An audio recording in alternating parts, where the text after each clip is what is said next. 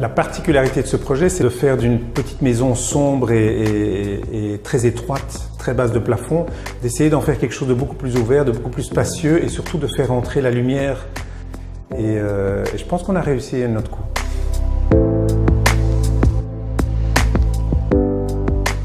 Il fallait tout refaire de A à Z et l'idée de repartir avec un matériel comme le néolithe comme base de projet, ça paraissait assez excitant, assez surprenant et d'autant plus que c'est un matériel que je connais très bien vu que je travaille avec tous les jours.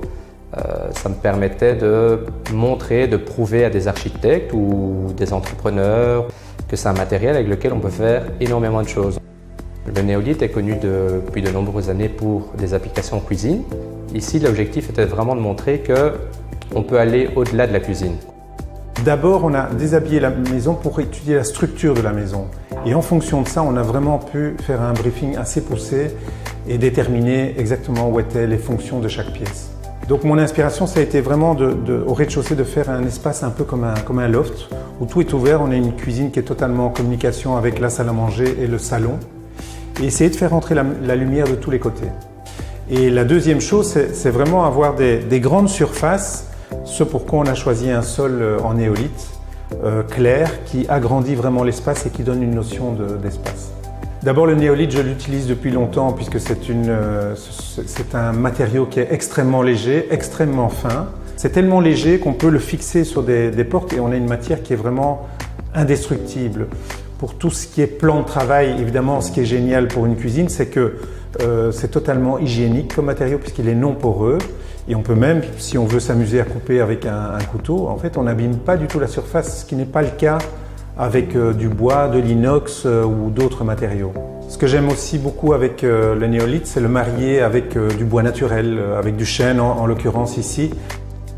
Pour la cuisine, on a choisi un ensemble qui imite le marbre de manière assez extraordinaire.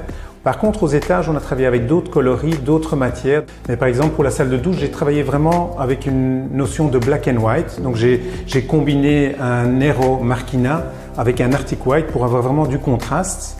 Au niveau de la chambre des maîtres, j'ai aussi fait une tête de lit complètement noire avec un néolithe qui s'appelle le cratère River Washed, qui a des effets un peu irisés. Et au niveau du grenier, là j'ai carrément travaillé avec quelque chose de tout à fait blanc, l'Arctic White. Et l'Arctic White en fait sublime complètement cet espace. On a l'impression d'être dans un loft alors que c'est tout petit.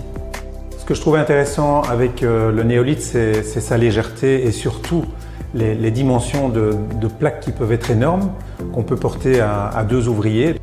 Un autre aspect intéressant, c'est justement qu'on peut faire du monobloc. On peut faire des énormes surfaces. On a vraiment l'impression d'avoir une grande surface de béton, alors qu'on a peut-être 6 plaques placées l'une à côté de l'autre, côte à côte, joints marbriers, et le résultat est assez extraordinaire. Le néolithe est un matériau assez intéressant pour ce genre de projet. Ça a des caractéristiques vraiment assez exceptionnelles. C'est un produit 100% naturel, hygiénique, qui n'est pas poreux. Donc par exemple pour la cuisine ici, ça résiste aux griffes. Ça résiste très fort à la chaleur. Un matériau aussi qui est capable d'imiter de nombreuses matières, des matières comme des matières métalliques, des matières comme du bois, des matières comme du marbre. Je ne pense pas qu'il y ait d'autres matériaux qui regroupent autant de caractéristiques. Le néolithe est un matériau très intéressant pour les projets de rénovation. Par exemple, avec les dimensions de plaques de 1,20 m sur 2,60 m, on est capable de recouvrir tout un mur avec une seule plaque.